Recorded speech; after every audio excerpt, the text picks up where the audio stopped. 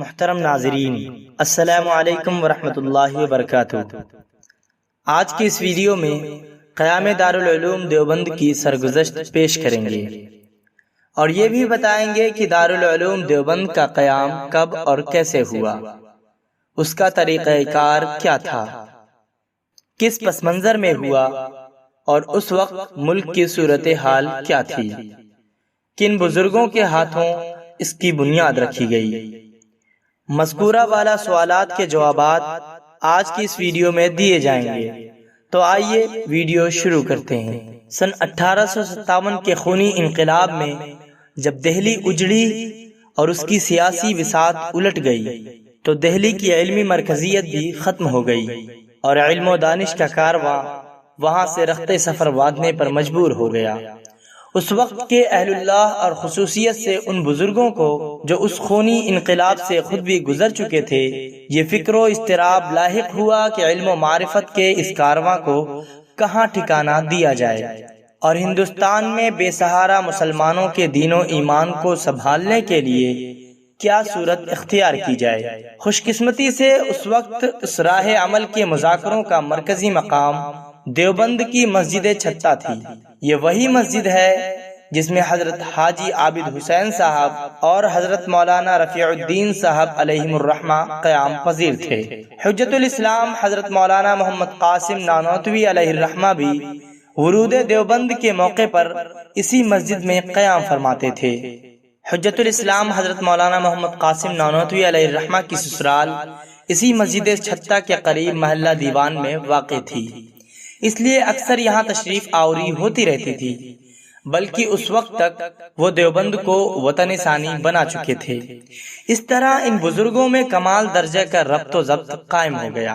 علاوہ ازیں دیوبند میں حضرت مولانا مہتاب علی صاحب، حضرت مولانا ذوالفقار صاحب اور حضرت مولانا فضل الرحمان صاحب علیہم الرحمہ سے بھی مودت و محبت کا رشتہ قائم تھا۔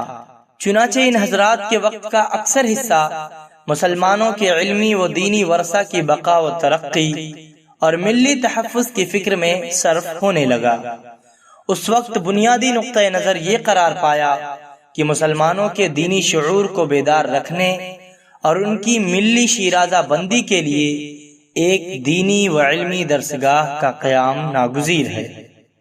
اس مرکزی فکر کی روشنی میں ان حضرات نے یہ طے کیا کہ اب دہلی کے بجائے دیوبند میں یہ دینی درسگاہ قائم ہونی چاہیے، لیکن یہ مدرسہ قائم کیسے ہو اور اس کا طریقہ کار کیا ہو۔ برطانوی تسلط کے بعد اوقاف کی ضبطی اور عمرہ و نوابان کی بربادی کی وجہ سے کسی اسلامی تعلیم گاہ کو کس طرح چلایا جائے، یہ بات بھی شاید ان بزرگوں میں زیر بحث ہوگی۔ حضرت نانوتوی علیہ الرحمہ کے اصول ہشتگانہ سے معلوم ہوتا ہے کہ مدرسے کو عوامی چندے کی بنیاد پر چلائے جانے کا فیصلہ ہوا۔ ناظرین کرام، سوانح مخطوطہ کے حوالے سے سوانح قاسمی میں لکھا ہے کہ چندہ کی فراہمی کے سلسلے میں سب سے پہلے جس شخصیت نے عملی اقدام کیا وہ حضرت حاجی عابد حسین علیہ الرحمہ تھے۔ ایک دن بوقت اشراق رومال کی جھولی بنا کر آپ نے اس میں 3 روپے ڈالے اور چھتہ مسجد سے تنے تنہا مولانا مہتاب علی علیہ الرحمہ کے پاس تشریف لائے، جنہوں نے 6 روپے عنایت کیے اور دعا کی۔ پھر 12 روپے مولانا فضل الرحمان صاحب نے اور 6 روپے حاجی فضل حق صاحب نے دیے۔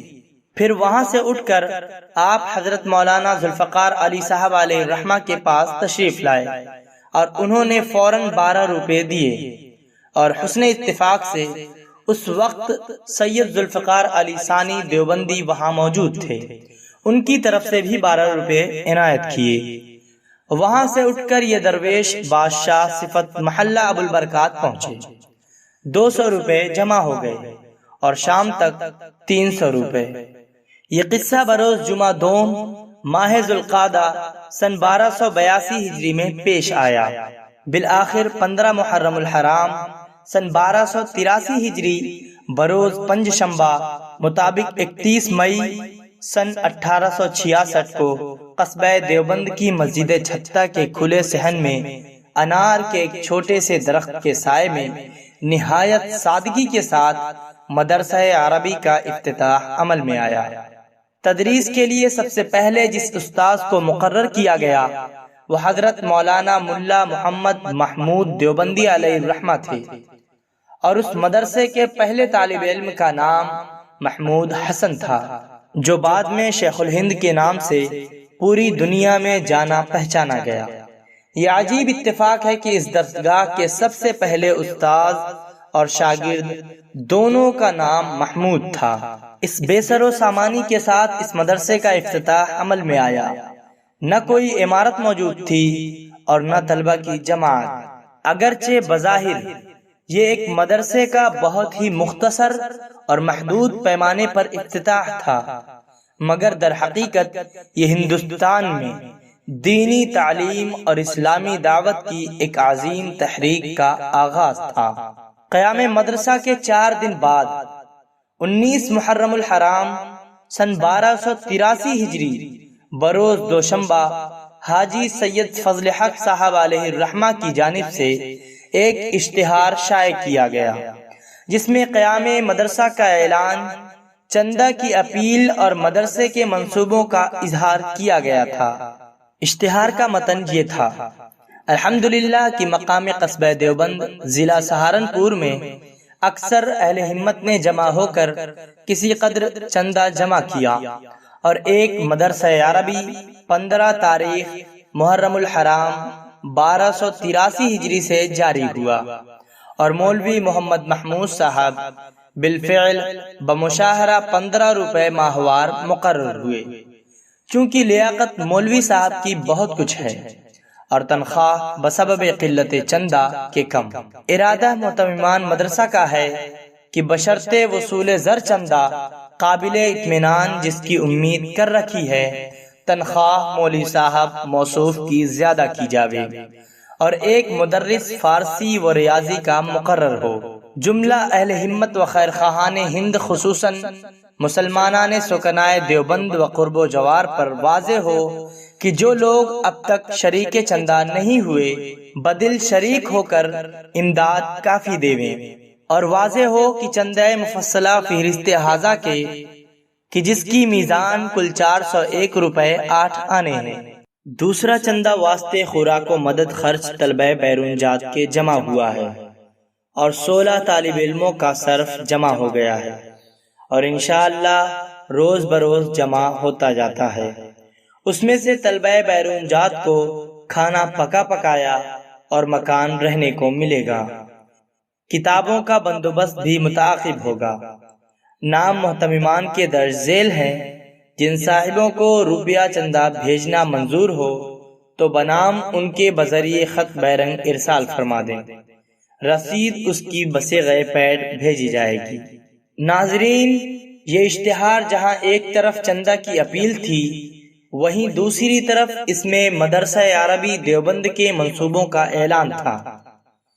قیام مدرسہ کے محض 4 دنوں بعد شائع ہونے والے اس اشتہار میں مدرسین کے اضافے، اساتذہ کی تنخواہوں میں معقول اضافہ، طلبہ کے لیے پکے پکائے کھانے کا نظم، دارالاقامہ کی سہولت اور کتب خانہ کی ضرورت کا بھی اظہار کیا گیا ہے۔ اس سے واضح ہوتا ہے کہ ان حضرات کے ذہن میں ایک بڑے مدرسے کا خاکہ موجود تھا۔ اس تحریر کے بعد ان 54 حضرات کے اسماء گرامی کی فہرست ہے جنہوں نے پہلے مرحلے میں قیام مدرسہ کے لیے تعاون میں حصہ لیا تھا۔ محترم ناظرین، دارالعلوم کے قیام کی قمری تاریخ 15 محرم الحرام 1283 ہجری ہے۔ کتابوں میں اس کی شمسی تطبیق 30 مئی 1866 مذکور ہے، لیکن صحیح تاریخ 31 مئی ہے، کیونکہ دارالعلوم کی 1283 ہجری کی روداد میں قیام دارالعلوم کے 4 روز بعد 19 محرم الحرام بروز دوشنبہ کو بانیان دارالعلوم کی طرف سے اعلان کی اشاعت کا ذکر ہے، اور اس میں یوم دوشنبہ کی تصریح ہے۔ اس لحاظ سے یوم تاسیس یعنی 15 محرم کا دن پنج شنبہ یعنی جمعرات ہوتا ہے، اور پرانی تحریروں میں پنج شنبہ کا ذکر بھی ہے، لہذا پنج شنبہ کے دن کے لحاظ سے شمسی تاریخ 31 مئی ہوتی ہے، 30 نہیں، اور ہماری پرانی کتابوں میں صرف ہجری سن ہی مذکور ہوتا ہے۔ ہجری اور عیسوی تطبیق بعد کے لوگوں نے انجام دی ہے۔ پہلے یہ تطبیق محض ذہنی حسابات کی روشنی میں انجام پاتی تھی، جس میں تسامحات کے بہت امکانات تھے۔ الحمدللہ اب کمپیوٹر اور انٹرنیٹ کی وجہ سے یہ کام بہت آسان ہو گیا ہے۔ دارالعلوم کا سن قیام، دارالعلوم سے شائع شدہ بعض کتابوں میں 1867 بھی لکھا ہوا ہے۔ یہ محض تطبیق کی غلطی ہے۔ 30 مئی 1866 کی تطبیق بھی ایک تسامح ہے، کیونکہ دارالعلوم کا یوم قیام جمعرات ہونا طے ہے، جس دن ہندوستان میں 15 محرم الحرام کی تاریخ تھی۔ ہجری تاریخوں میں ایک دن کا فرق عام طور پر ہو سکتا ہے۔ انٹرنیٹ پر ڈیٹ کنورٹر استعمال کرتے ہوئے ایک بات ذہن میں رہنی چاہیے کہ زیادہ تر سافٹ ویئر عرب کی ہجری تقویم کے اعتبار سے بنتے ہیں، اس لیے ہندوستان والوں کے لیے اس میں ایک دن کے فرق کا لحاظ رکھنا ضروری ہوتا ہے۔ ناظرین کرام، حوالہ جات کے لیے آپ تاریخ دارالعلوم دیوبند جلد اول صفحہ 148 تا 150، سوانح قاسمی مولانا مناظر احسن گیلانی جلد دوم صفحہ 230 تا 238، سوانح قاسمی جلد دوم صفحہ 258 تا 259 ملاحظہ فرمائیں۔ کیفیت مدرسہ عربی دیوبند بابت 1283 ہجری صفحہ 3 تا 4۔ محترم ناظرین، آج کی ویڈیو مکمل ہوئی۔ اگر آپ کو یہ ویڈیو پسند آئی تو ہماری ویڈیو کو لائک کیجئے اور چینل کو سبسکرائب کیجئے، اور ساتھ موجود گھنٹی کو دبانا نہ بھولیے۔ اب آپ سے اجازت چاہتے ہیں۔ السلام علیکم ورحمۃ اللہ وبرکاتہ۔